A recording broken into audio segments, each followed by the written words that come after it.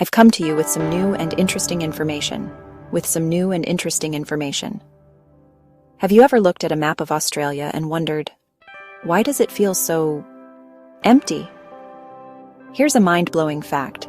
About 95% of Australia's population lives in just a thin strip along the coast. That means almost the entire country is basically wide open space. But why? First off, let's talk about size. Australia is massive, almost as big as the continental United States. But here's the catch. Most of the continent is made up of the outback. Think huge deserts, dry grasslands, harsh bushland. The land out here is tough, with scorching temperatures that soar above 40 degrees Celsius, over 100 degrees Fahrenheit. Rain? Forget about it. Some parts get just a few drops a year. That's just not the kind of place most people want to build a life.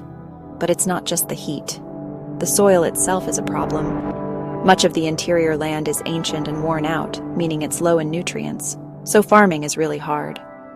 Unlike the rich farmlands of Europe or North America, Australia's heartland just isn't cut out for big agriculture or dense cities. Let's rewind to when people first arrived. Indigenous Australians have lived here for tens of thousands of years, adapting to the land in amazing ways. But when Europeans arrived in the late 1700s, they quickly realized it was the coast, or nothing. Cities like Sydney, Melbourne, Brisbane popped up where the climate was milder and the land was fertile. Over time, everyone followed suit, hugging the edges of the continent. And then there are Australia's cities themselves.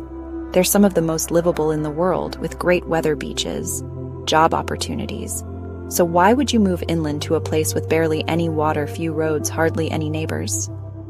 But don't get me wrong, the outback isn't just empty space. It's home to unique wildlife, stunning landscapes, deep indigenous culture. From Uluru's red rock to the wild camels of the Simpson Desert, there's plenty to explore if you've got an adventurous spirit. So, the next time you see a map of Australia, remember, it's not that people don't want to spread out. The land itself is the challenge, one that's shaped the culture, the cities, and the whole Aussie way of life. If you learned something new today, don't forget to subscribe for more fascinating stories.